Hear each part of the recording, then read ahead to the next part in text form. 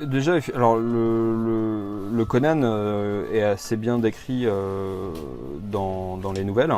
Voilà, on a ce regard bleu acier sous des sourcils épais, un regard très pénétrant. Il a ses cheveux embroussaillés, il a des muscles systématiquement d'acier. Moi j'aime bien ces descriptions où quand il tend le bras, on a l'impression qu'il y a des capes de marine qui se tendent sous la peau. Enfin, c'est toujours extrêmement nerveux. Donc j'avais une sorte de pré-image qui commençait à se former. Puis en parlant avec Vincent, on s'est rapidement rendu compte que enfin, parce qu'on aime bien, on aime bien s'attacher à des acteurs pour se donner disons, un langage commun. Et en fait, ce qui est assez venu assez vite pour tous les deux, c'était Mel Gibson dans Braveheart. Et en fait, je suis parti un peu sur le look global, hein, notamment sur la coiffure avec les longs cheveux un peu bouclés, un peu rejetés en arrière, et puis avec les nattes qui protègent des coups d'épée. Et voilà, et donc j'ai construit comme ça. Et donc après, globalement, on voulait aussi une allure plus de combattant à la MMA que le bodybuilder type Schwarzy, quoi. Donc je me suis vachement intéressé justement à regarder plein d'anatomies de combattants de MMA et un peu comprendre, voilà, et essayer d'aller sur quelque chose de plus stock, de plus naturel à ce niveau-là, quoi.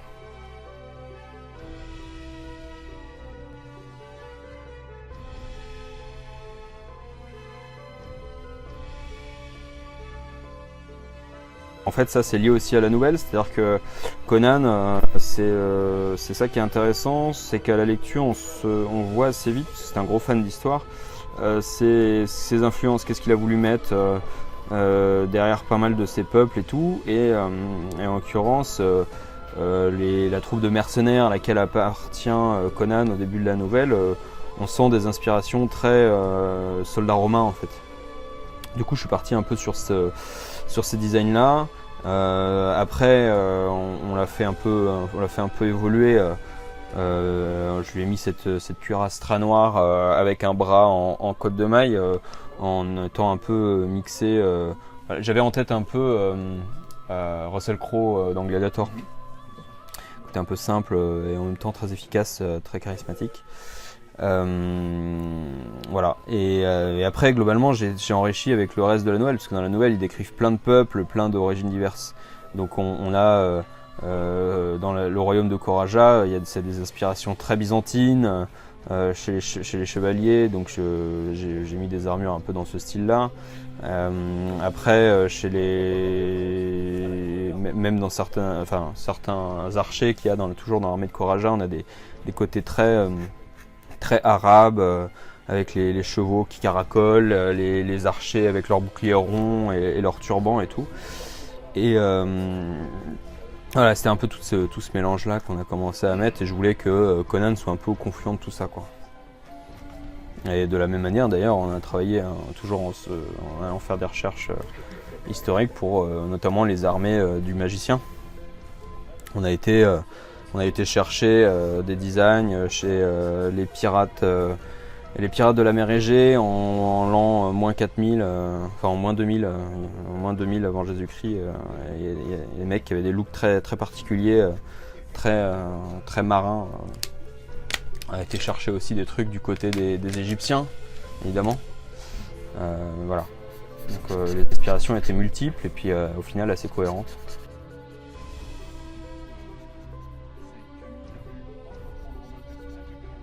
Un peu, ouais, j'ai fait quelques crayonnés. Après, j'aime pas trop faire des. J'ai tort, hein, peut-être, hein, mais j'aime pas trop faire des character design ou des position sheets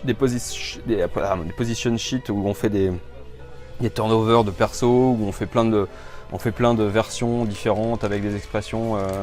En fait, moi, le personnage, il me vient au dessin, il me vient au storyboard, et c'est là où il prend vie pour moi.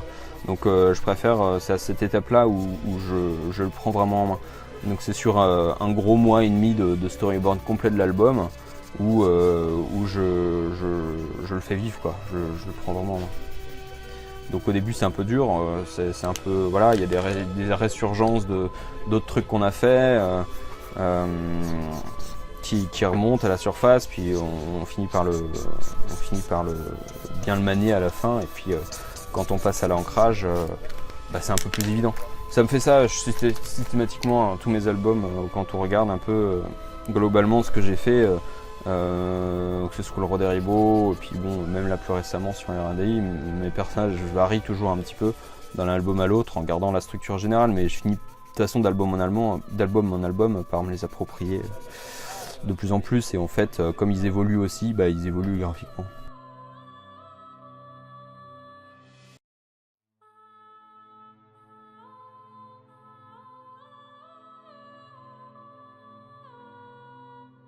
Oh non, jamais.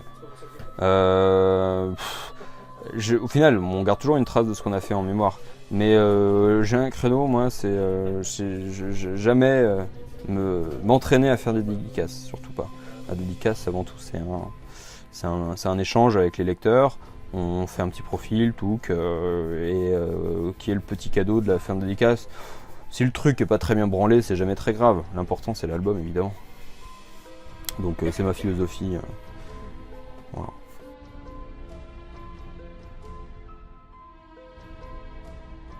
Donc là j'utilise du feutre, et puis c'est du Pentel et tout. C'est pas ce que j'utilise habituellement. Même si sur le Conan j'étais sur une technique digitale, mais quand j'encre en tradi, j'utilise des plumes souples, et puis du pinceau Winsor & Newton, et puis surtout après de la brosse à dents pour faire plein d'effets. Bon, là j'ai pas ma brosse à dents, donc j'ai mon kit de voyage, mon kit de dédicace. Les vieux stylos, les vieux trucs qui s'abîment assez vite, puis qui sont pas très chers. Les Pentel sont un peu plus chers.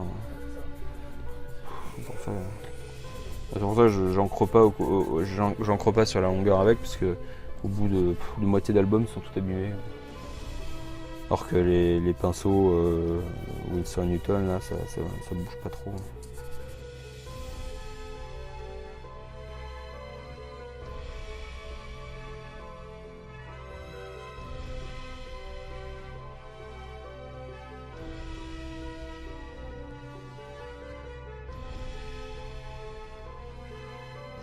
Non, parce que moi j'avais jamais lu les comics.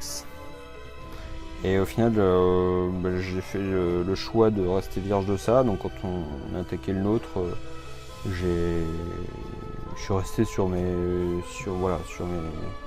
ce que j'avais en tête.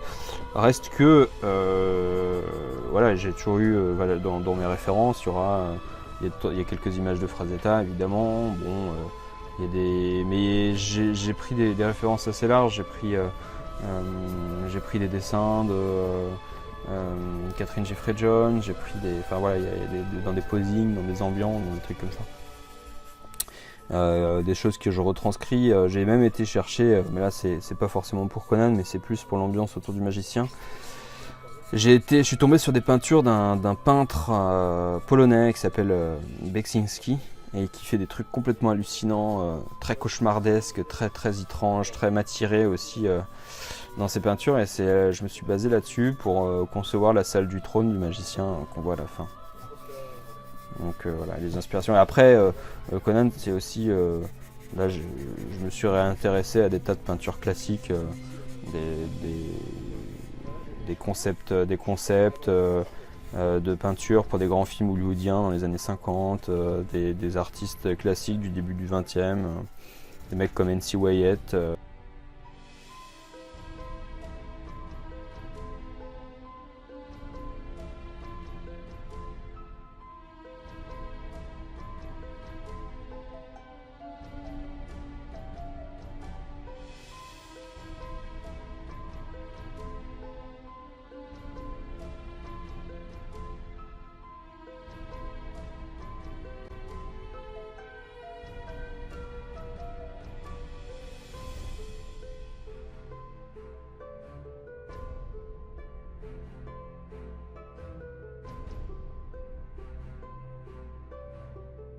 C'est des mecs qui avaient une science de la mise en scène, du cadrage, du posing très, très classieux.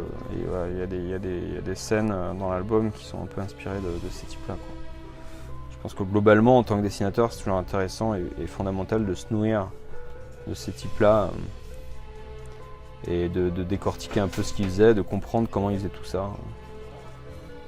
Dans des temps souvent records en plus. Enfin, pour la technique utilisée.